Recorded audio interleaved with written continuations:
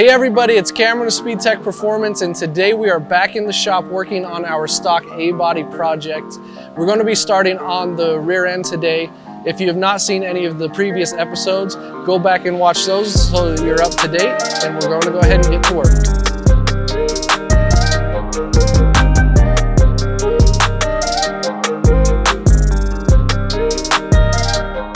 So if you're interested in any of the products that you've been seeing in this series as we've been installing it, please feel free to give our sales team a call. Our phone number's down below, and then as always, if you have any questions or comments, please leave them down below as well in the comment section. We'd be happy to help out. Now, as I said, we're going to be starting on the rear end of this project. We actually have a few different options and kits available for the rear end of a stock A-body. One of the most popular ones that we have is our articulating arms. We call it our trailing arm kit. It offers all four for the four-link, the bottoms and the tops. It replaces them with this articulating arm, and this design is something that we've put together to give you a nice bindless motion essentially on the rear end of your Chevelle. So we have all of the brackets available that you're going to need for your stock 10 bolt or 12 bolt, whatever setup that you're going to put on your A-body project. We have, like, this is your stock bottom trailing arm bracket that gets installed to your axle. We have with this is your upper coilover bracket, conversion bracket. With these projects, there is definitely some drilling and things that has to be done, but in the instructions, it's all spelled out really well, and it's a very easy installation process. With our project, we're going to be using the Dutchman 9-inch, which comes pre-welded with all the bracketing that you need on the axle. We still will be using the upper shock mount bracket for this setup. And just a quick high-level overview of this project. After you do get that upper shock mount in, we're going to hang the trailing arms, bring in the axle, and then what we're going to do is put in the coilover, and our kit comes with this nice setup from Viking Performance. And I do want to also give them a quick shout out and thank you for supplying all the coilovers for this project. So on this project, we're going to be using our 9-inch that we've designed with Dutchman axles. It comes with the lower shock mounts as well as the sway bar brackets already pre-welded to the axle, so that's something you don't have to do. With our conversion kit, the way we've designed our upper bracket is it actually bolts with these two holes, lines up perfect with the factory setup. And so you bolt to there, and then we have another location. You're going to want to drill another location. The way that we've designed this is we have a hole here if you want to put it in the back, or we've got one right here on the side where some people like to set it up. What we've heard from our customers is that other projects can just sometimes require a different setup for that third bolt hole. So you may have to do some custom fabrication work depending on your exact needs. When you are installing this upper shock mount bracket, you are going to want to snug these first two holes up. That way, when you are drilling the other hole, you have accurate placement. All right, so as I said, once you have these snug, you're going to want to drill the third point. And with us, we are going to use the one that we do have pre-drilled out in the bracket. And so you're going to have to go from underneath and drill up through the chassis.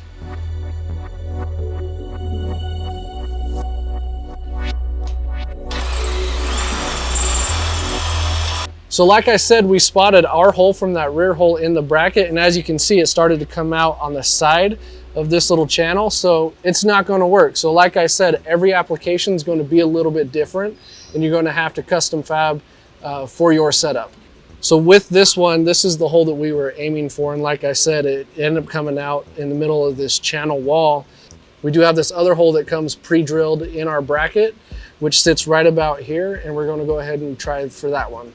And we do know with this side setup, a lot of times there is a little bit of a gap between the bracket and the frame. And if that's the case in your setup also, you can just use a washer to sandwich in between there as a filler.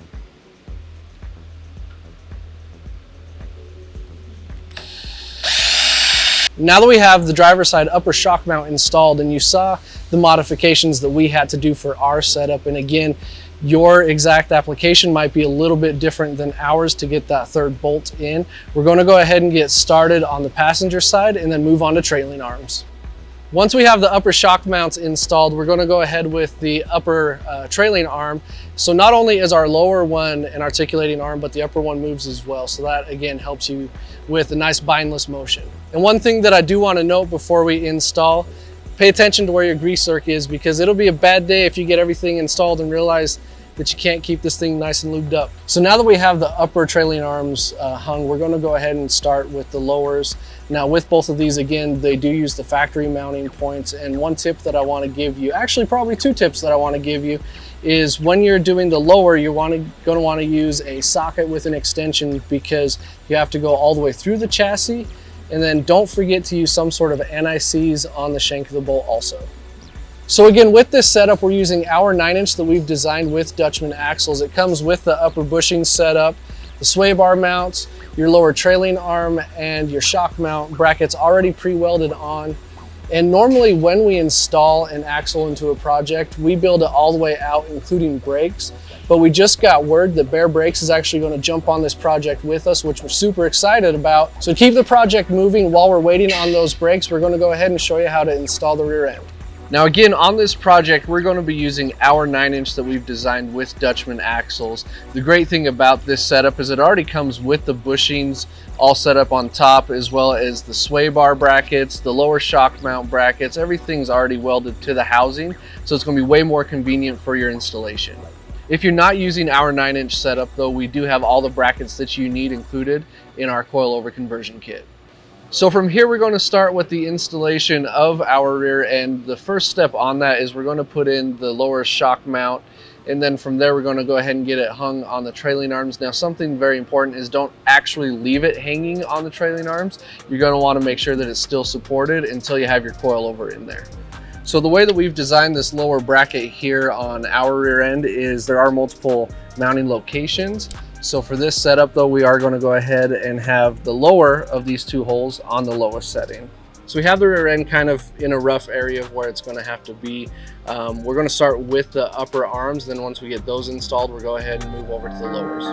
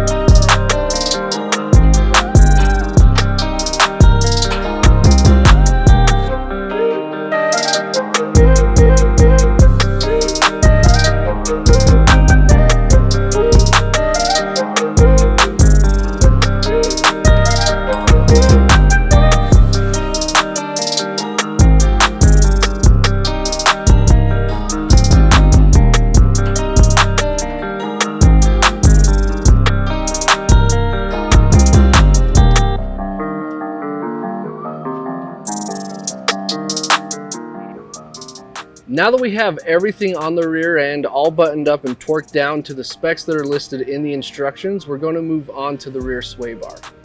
Now the rear sway bar comes with its own set of instructions, so you're going to want to refer to that for installation of the end links and everything that way. And again, we're going to go ahead and mount it to our brackets that are pre-welded to our rear end. And then from there, we're going to take the front bracket and find a home for them on the chassis.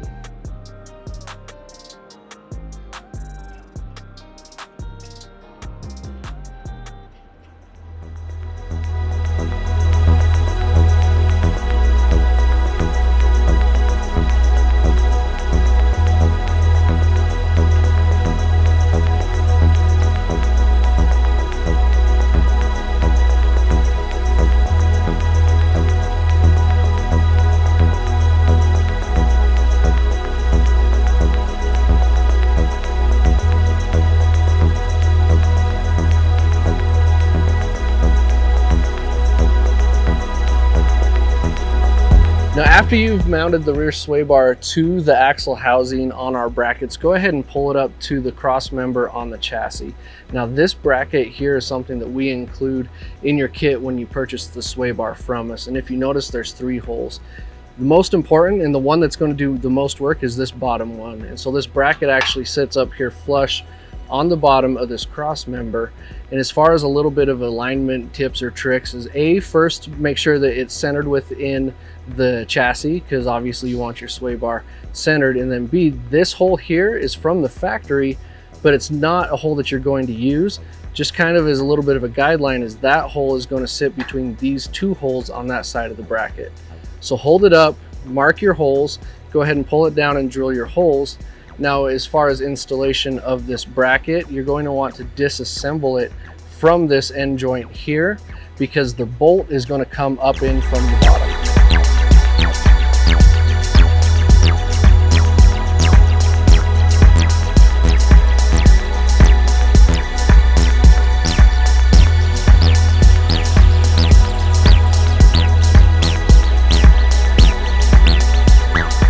Now that's a wrap of the installation of our track time package. Of course, in the first few episodes, we did the front suspension as well as the frame brace kit, and we just wrapped up the rear axle and the trailing arms.